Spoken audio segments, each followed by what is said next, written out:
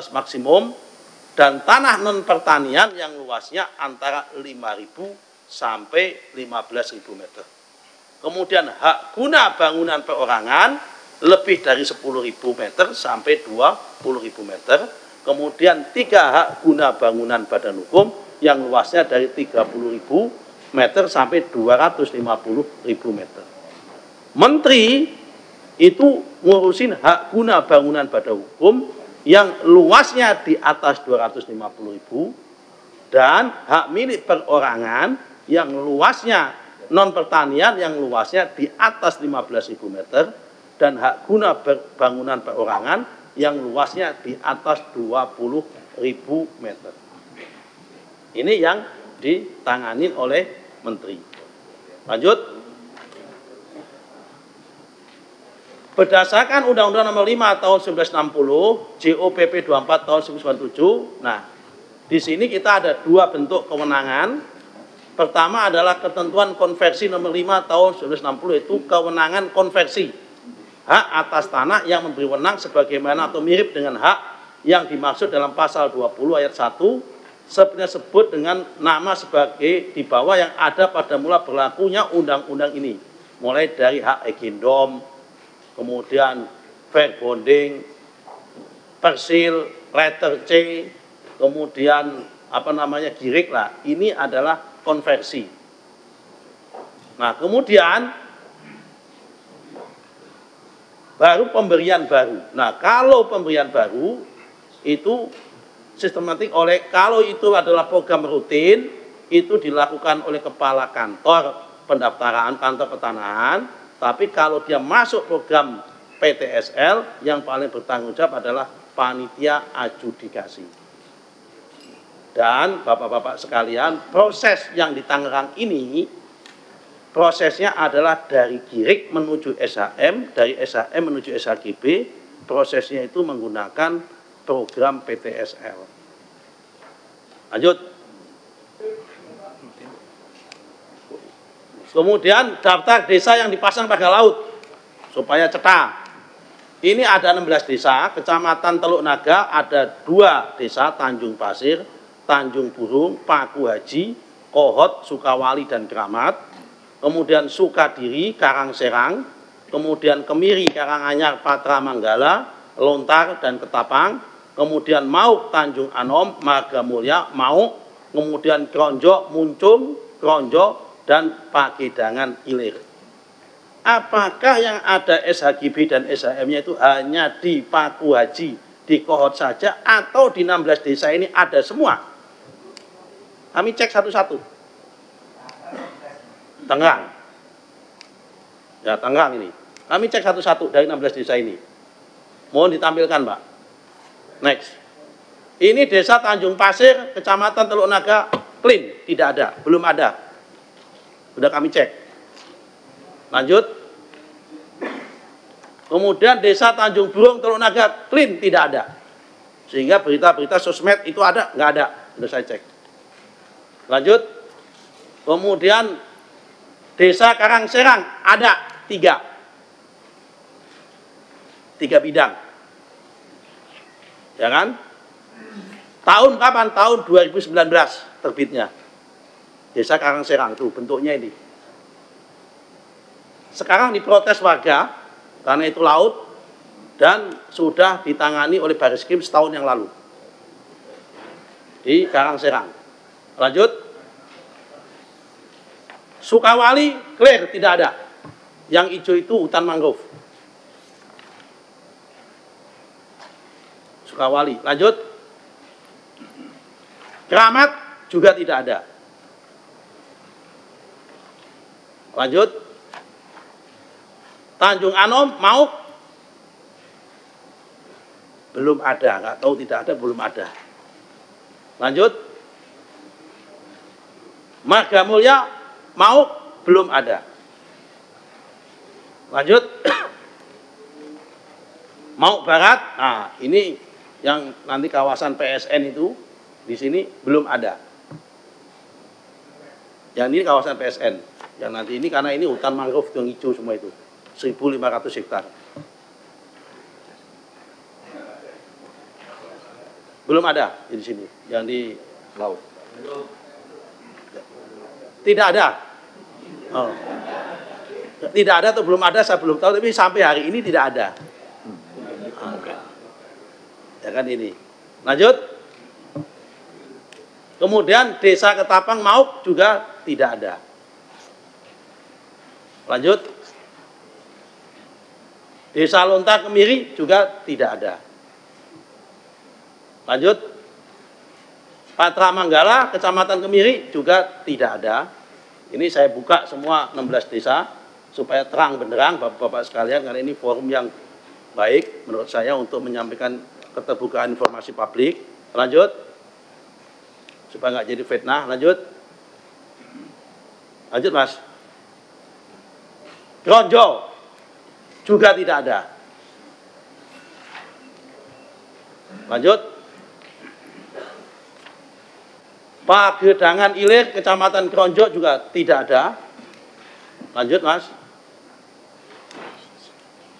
Nah, ini jadi kalau untuk Tangerang yang ada Desa Karangserang 3 bidang, kemudian sama Kohot yang sudah kita batalkan sebagian, yang lain on proses tadi itu.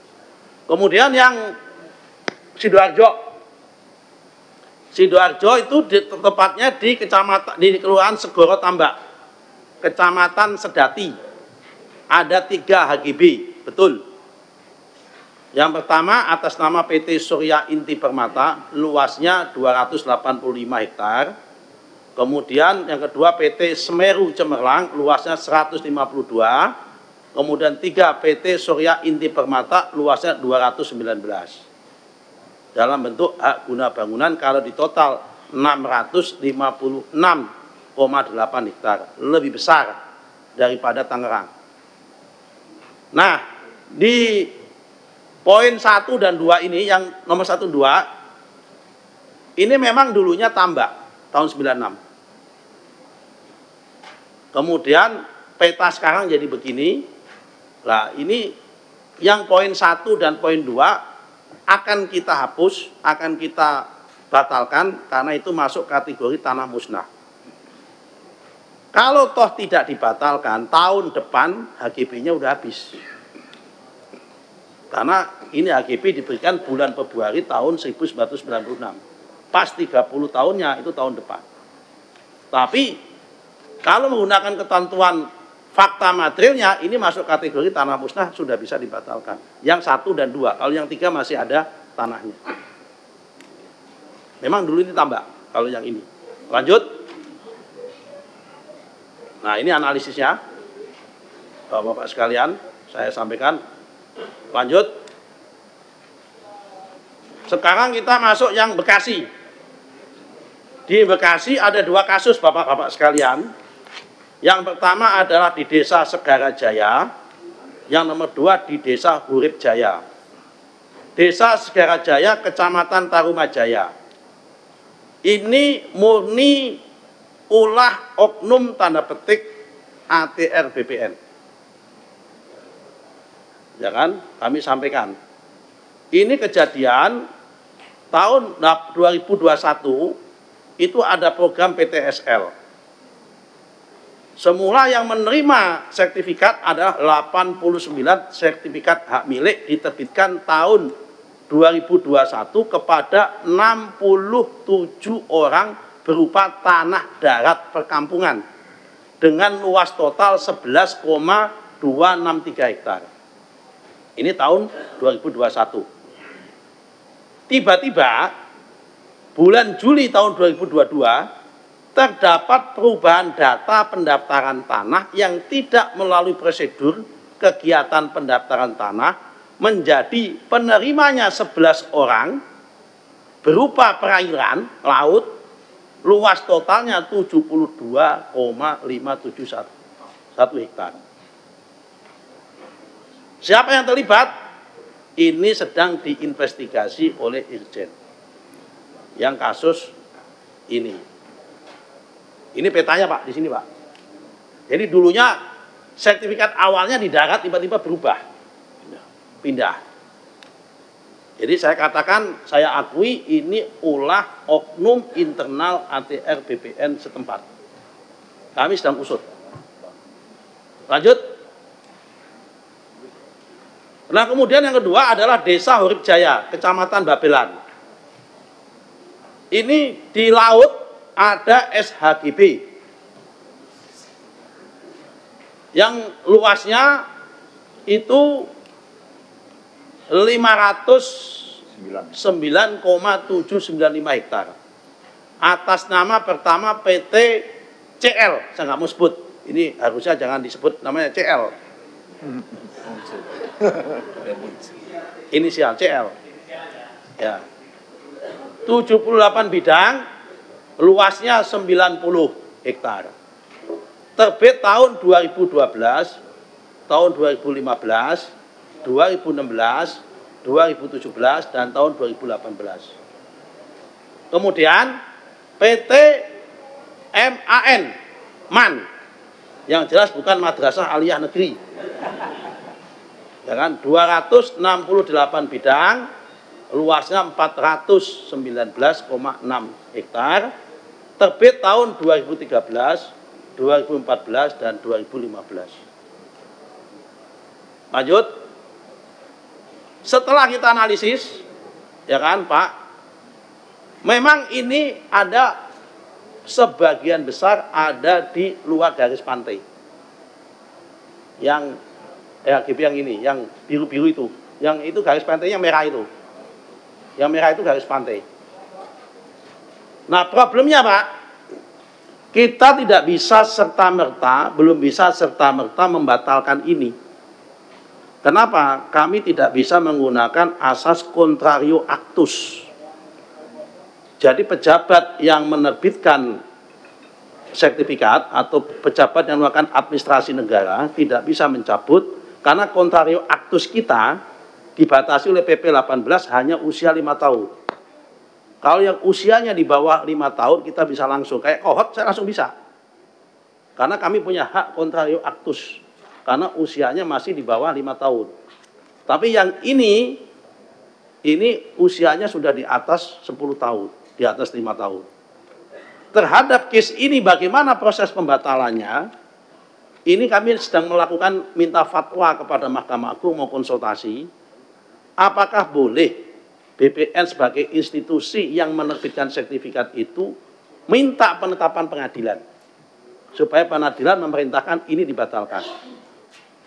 Yang nomor dua, kalau tidak itu, kita akan masukkan ini menjadi kategori tanah musnah.